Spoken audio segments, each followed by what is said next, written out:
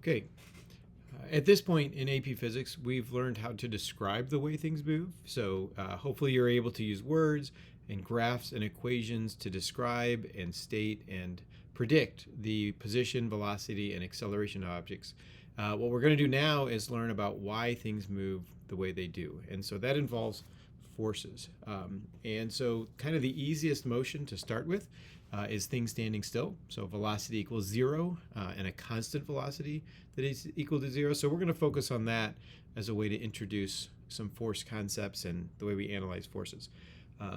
So what we want to start with is, what's the definition of a force? So let's watch this little video that shows two smart carts and their force sensors interacting with each other. And so what you can see is when the two smart carts are pushing against each other, there's force sensors on the end of those.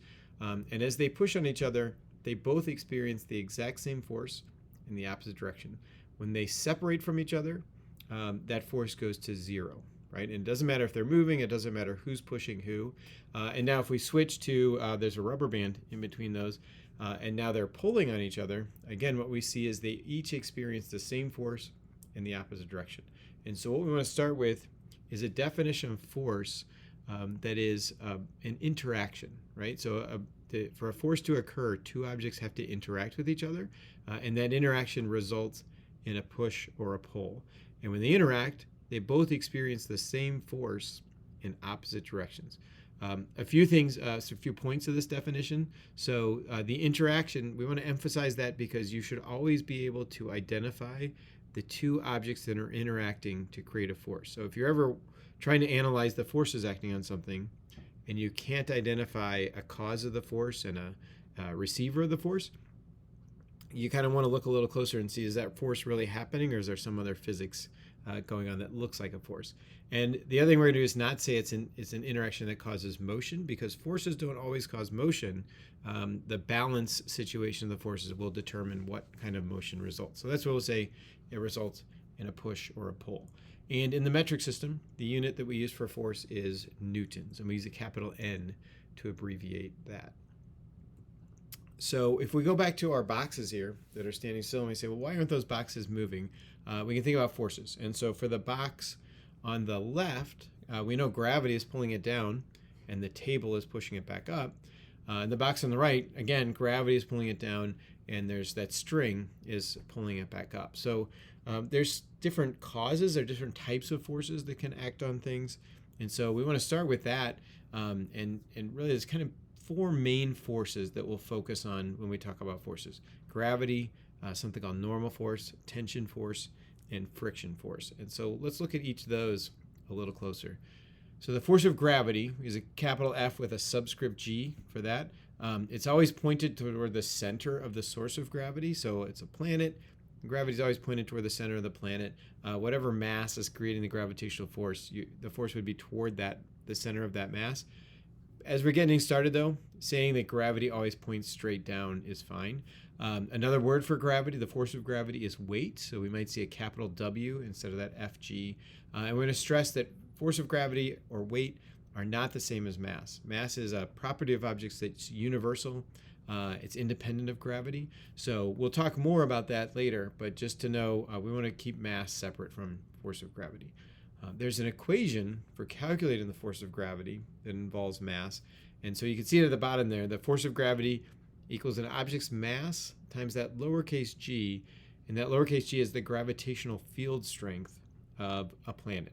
So if you think about around the Earth, if there's nothing in some region of space, there's no force of gravity, but gravity's there waiting to happen. And so if you put a certain amount of mass in that spot, that mass is going to experience a gravitational pull from the Earth. How much? Well, on Earth, it's 9.8 newtons of force for every kilogram of mass. So if we know how much mass there is, we multiply that by 9.8 newtons per kilogram, and we get the force of gravity.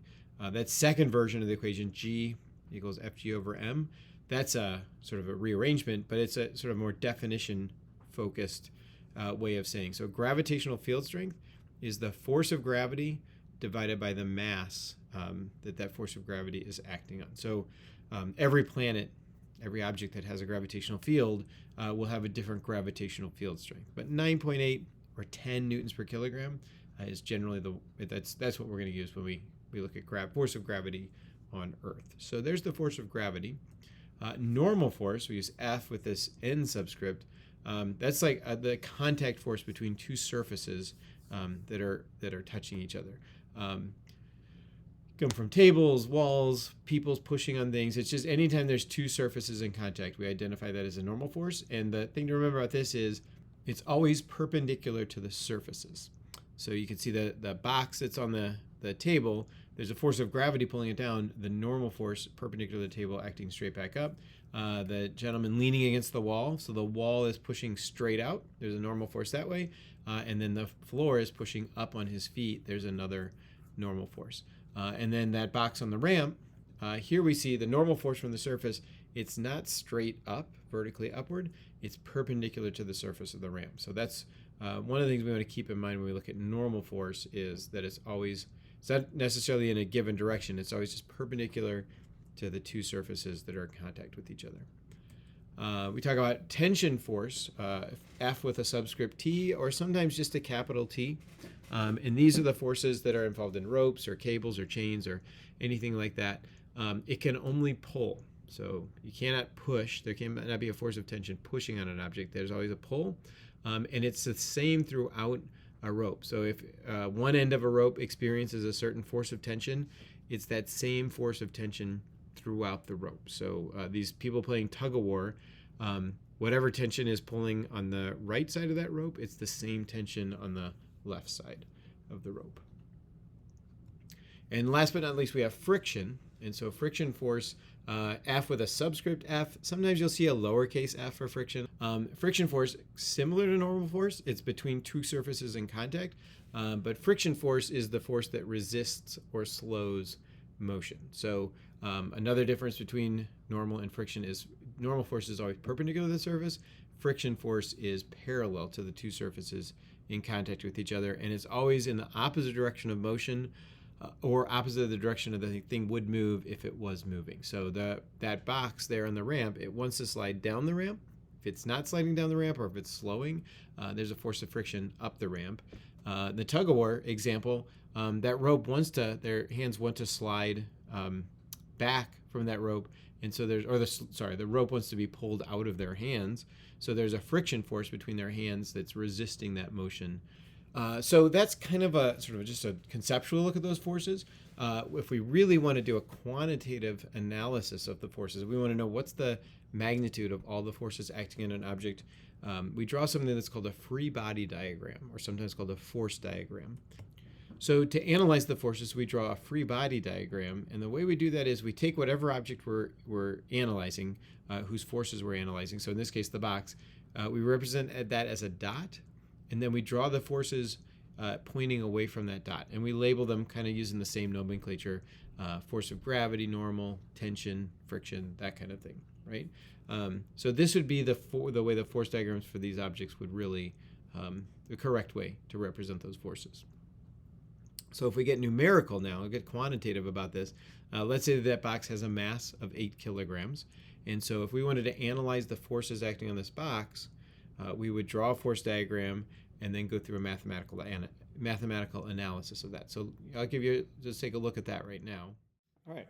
To analyze the forces on just this box sitting stationary on a horizontal table, the first thing we're going to do is draw our free body diagram. And there is a force of gravity acting downward on that box, and there's a normal force going up, something like that, right? And so we know that the forces on this box are balanced, so we can say the total force on that box is equal to 0. If we want to be a little more technical, we could say the total force in the y direction is 0, because both of those forces act in the y direction, but there's no force in the x direction, so it's really not that big of a deal right here. So now we want to calculate some of those forces. We only have an equation for the force of gravity, and that equals mass times the gravitational field strength. And let's just say that this box is 8 kilograms. So this would be 8 kilograms times 9.8 newtons per kilogram. And that works out to be 78.4 newtons. So now we know the force of gravity, and because we know the total force in the y direction equals 0, we know that the normal force is equal to the force of gravity, and that means the normal force is also equal to 78.4 newtons. So now we know both of the forces acting on that box. This is a slightly different situation. Now we have a box that's held up with 2 ropes. So a quantitative analysis of the forces acting on this would be done like this. So this situation is a little different than the box on the horizontal surface. Now we have a box that's held by 2 ropes, and we want to find the force of tension in both of those ropes. So again, we start these problems the same way.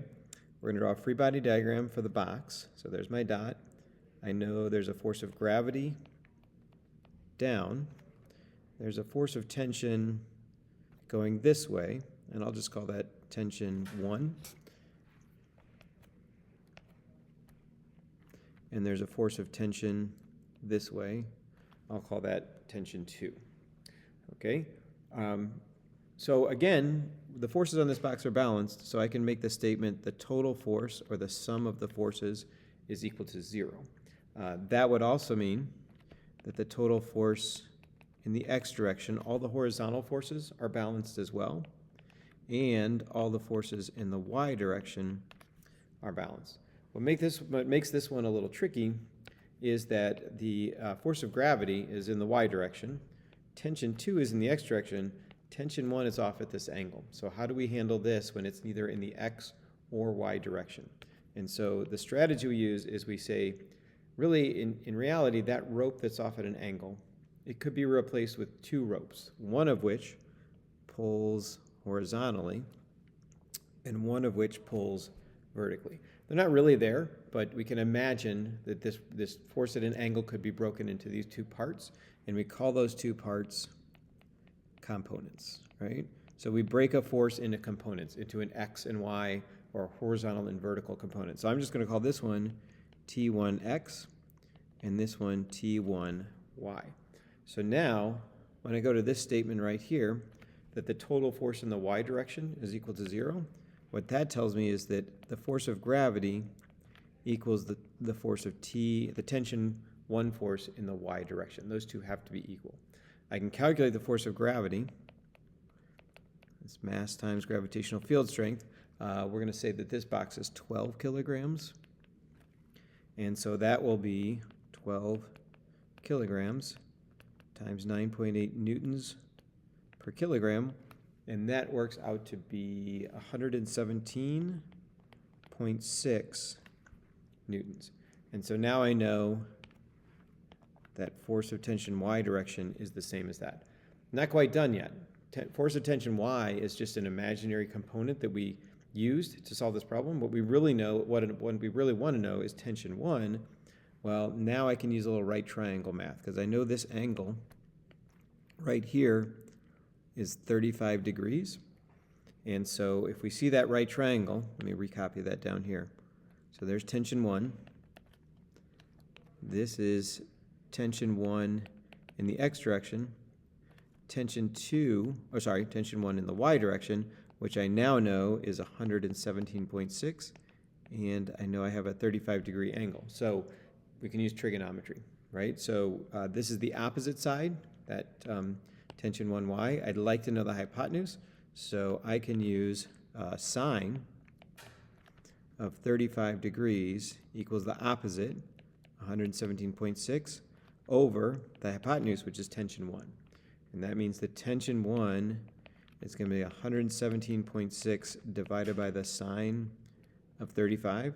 Make sure your calculator is in degrees for this one, but that works out to be 205 newtons. So that value right there, that's the actual force of tension 1.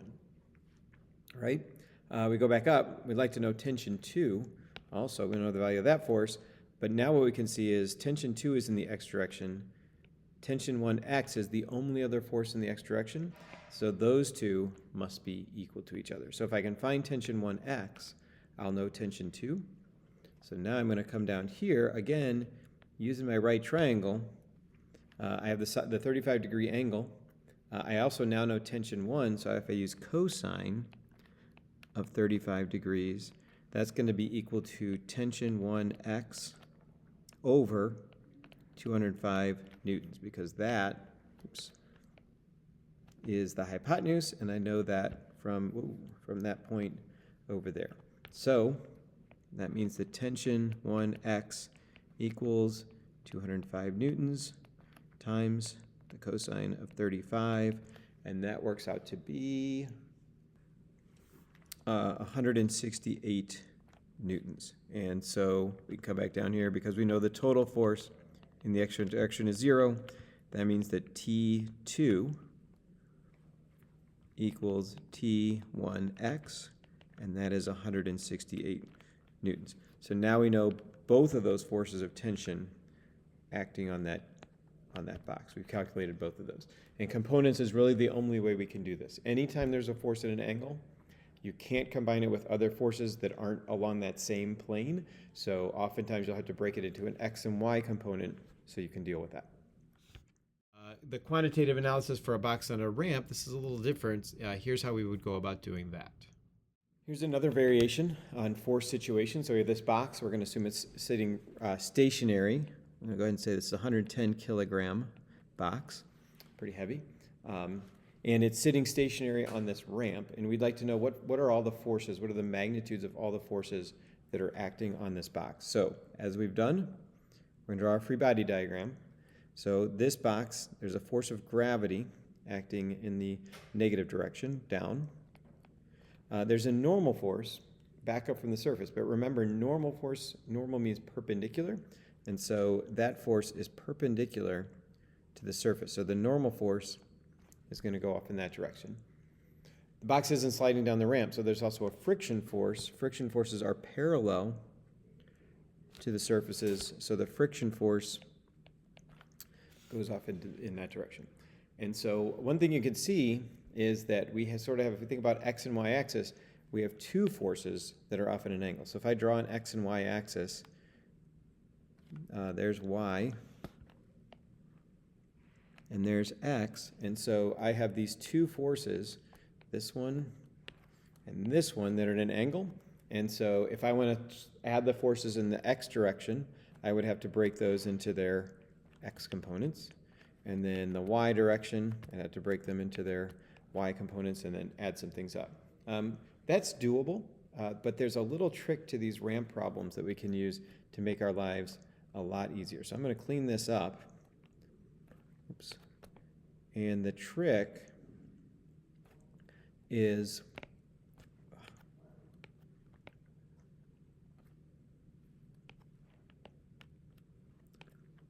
there we go. The trick is that if we remember, normal force is perpendicular to surfaces and friction force is parallel to surfaces. That means that normal and friction are always 90 degrees to each other. So instead of drawing our x and y axis as being horizontal and vertical, as we are used to doing, we can draw our x and y axis to be angled in a way that matches those forces. So here's my y-axis, and there's my x-axis. So there's y and there's x, right? And this seems a little strange to people at first, but x and y just have to be perpendicular to each other. They don't have to be horizontal and vertical. And by doing this, what we've done is we've set things up so that now there's only one force that it's an angle. It's the force of gravity. So if I break gravity into its x and y axes, or its x and y components, I only have to do trig for one force, right? So we could say part of gravity is pulling this thing down the ramp, and part of gravity is pulling this thing against the ramp. And so this is going to be FGX, and that's going to be FGY, right? I think it's a really good idea. Go ahead and draw your 90-degree angle right there. A lot of times people lose their 90-degree angle in this, and we can get a little mixed up. So this is a right triangle. It's just a right triangle that's rotated from the way we usually see it. So this, FG, the original force, is always the hypotenuse, okay? So we're going to do a little bit of trig to figure this out. We need to know an angle more than just that 90 degrees. So if you look down here, or on the bottom of the ramp, there's the 25-degree angle. And one thing I like to do is, we know gravity goes straight down. So if this is 25 degrees, this angle up here that the gravity makes with the ramp, that's 90 minus 25, so that is 65 degrees right there. And that angle is right, oops, I just want this guy.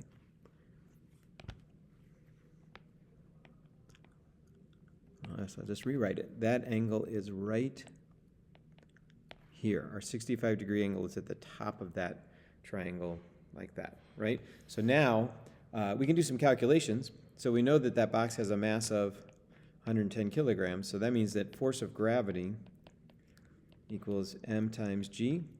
That's 110 kilograms times 9.8 newtons per kilogram, and that works out to be 1,078 newtons. To find FGX, you can see that that is adjacent to the angle, so I'm going to use cosine. So the cosine of 65 degrees equals the adjacent side, FGX, over the hypotenuse, which is FG. So that means FGX equals our 1078 times the cosine of 65, and that works out to be 455 newtons. Similarly, the sine of 65 degrees, that's going to tell us the opposite side, so that's going to be FGY over FG, opposite over hypotenuse, and that tells us that FGY is going to be equal to our 1078 times the sine of 65, and that works out to be 977 newtons. If you get really funky numbers for these components, you might be in radians. You want to check that on your calculator, right?